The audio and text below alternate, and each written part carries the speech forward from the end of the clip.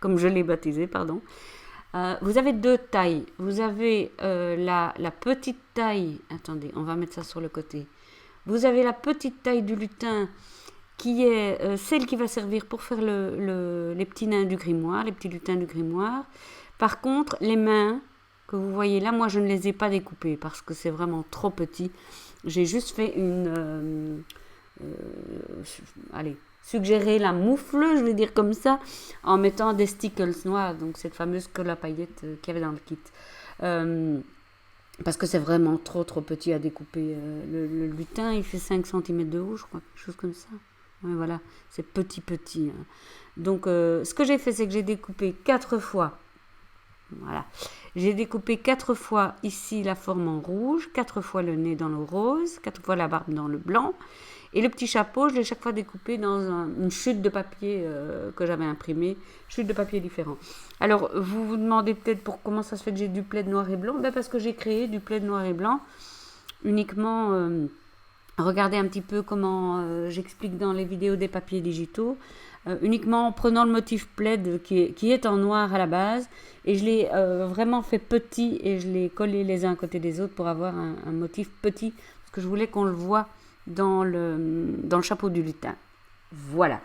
Donc, on découpe 4 fois ce qu'il faut. Hein. Donc, 4 bonnets, 4 corps, 4 barbes, 4 nez. Et on colle tout ça l'un sur l'autre. Alors, la petite astuce, je vais vous le montrer ici. La petite astuce, quand vous allez coller, hein, vous allez déplacer, vous allez mettre le chapeau. Attendez, oui, parce qu'évidemment, il n'est pas au premier plan. Hop. On va le ramener au premier plan. Voilà. Regardez, je vais zoomer peut-être. Comme ça, vous voyez bien ce que je veux dire. Parce que je n'ai pas filmé l'assemblage. Je me suis dit que ça devrait aller. Fiez-vous au bord du pompon, là. Voilà, comme ça, vous savez où vous devez coller.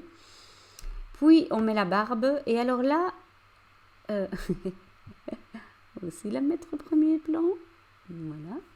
Et la barbe, ça, vous devez laisser ici un petit peu de rouge. Voilà, parce que c'est... En fait, ce rouge figure le bord de son bonnet. Voyez? Donc, vous montez en laissant un petit peu de rouge, comme ça.